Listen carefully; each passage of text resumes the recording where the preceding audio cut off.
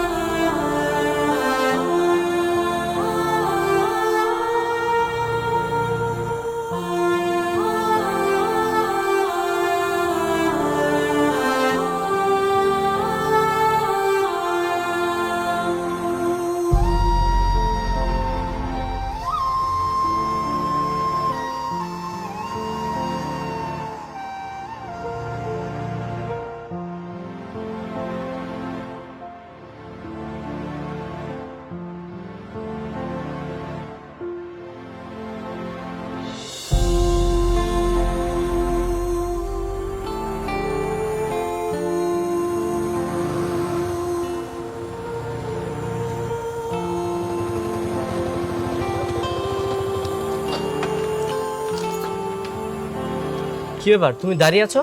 এখনো যাওনি কেন? তোমার সাথে আমার কিছু কথা আছে। আমি বললাম তো তোমার সাথে আমার কোনো কথা নেই, আর এইভাবে আমার জন্য অপেক্ষা করবে না। ব্যাপারটা খুব খারাপ দেখা যায়। ও, এখন খারাপ দেখা যায় তাই না? যখন তুমি 3 বছর আমার জন্য ওয়েট করেছিলে তখন খারাপ দেখায়নি? তখনও খারাপ দেখা যেত। আচ্ছা বাদ দাও, তুমি যাও তো, আমি আসি। বললাম তো তোমার সাথে আমার কিছু কথা আছে, একটু শুনে যাও। আমি বললাম তো তোমার সাথে আমার কোনো কথা নেই। ঠিক আছে, তুমি যদি আমার কথা না শোনো না, আমি এখানে ওয়েট করবো তোমার জন্য।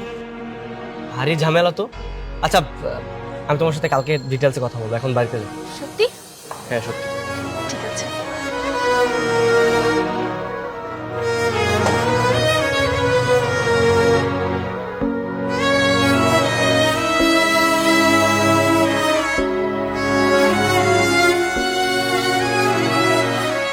কোথায় গেছিলি তুই? ভাইয়া, ওই হিমেলের কাছে। কার কাছে? হিমেলের কাছে। তোকে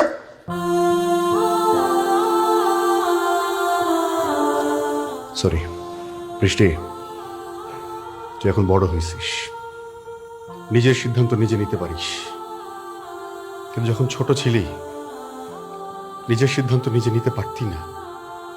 আমি তোর ভাই কোলে পিঠে করে তোকে বড় করছি। এমন কিছু করিস না বোন, যাতে তোর নিজের সর্বনাশটা নিজে ডেকে আনিস।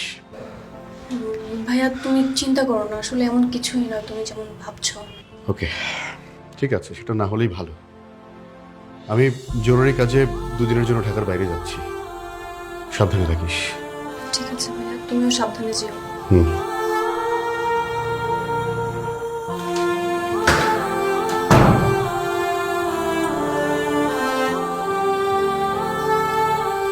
বলো, কি বলবে? অনেক কথাই তো বলতে চাই। বলো। সরি। দেখো, আমি বুঝতে পারছি যে তোমার ভালোবাসা বুঝতে আমি অনেক দেরি করে ফেলেছি, কিন্তু বিশ্বাস করে এখানে আমার কোনো দোষ নেই, কারণ পড়াশোনা ছাড়া অন্য কোনো চিন্তা আমার মাথায় আসেনি। কখনো ভেবে দেখিনি আমার বাকিটা জীবন পার করার জন্য একটা লাইফ পার্টনার দরকার, একটা জীবন সঙ্গী দরকার। কিন্তু দেখো, এখন প্রতিটা মিনিট, প্রতিটা সেকেন্ড, প্রতিটা মিনি সেকেন্ড আমি তোমাকে ফিল করি, আমি তোমাকে অনেক মিস করি। চলো না, আমরা দুজন মিলে আমাদের বাকি জীবনটা পার করে দিই। সত্যি তোমাকে অনেক ভালোবাসি। I love you Himel.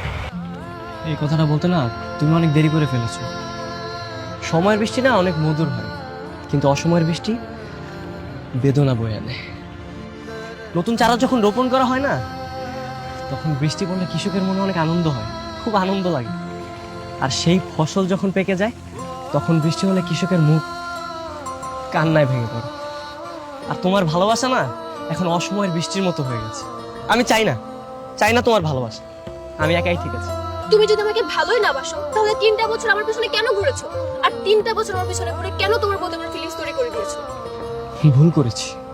Feelings তৈরি করতে না 3 বছর লাগে না, 1 মাস 2 মাস, বড় জোর 6 মাস। আর আমি তোমার পেছনে 3 বছর 6 মাস 7 দিন করেছি। তার বিনিময়ে কি পেয়েছি?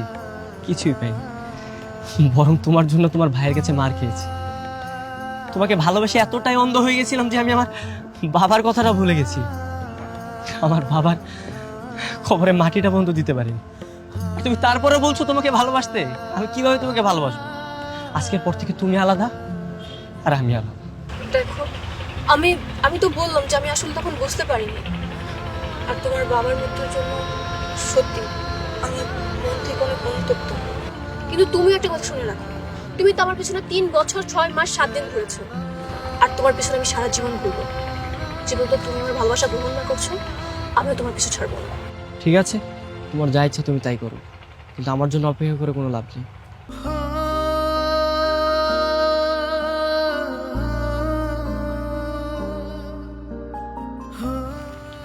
এই চল। আচ্ছা শোন না, এটা যেভাবে তোর পিছনে লেগে আছে এটা সত্যি তোকে অনেক বেশি ভালোবাসে। দেখ, সময় হারায় গেলে সময় কখনো ফিরে আসে না। সত্যিকারের ভালোবাসাটা পাওয়া খুব কঠিন, যেটা তুই পাইছিস। এটা সত্যি তোকে অনেক বেশি ভালোবাসে, তুই আরেকবার ভেবে দেখ।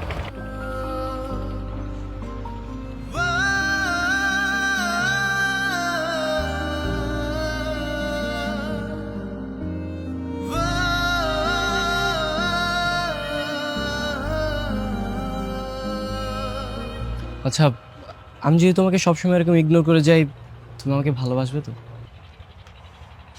তাহলে চলো, দেরি কিসের, আমরা বিয়ে করে ফেলি। সত্যি?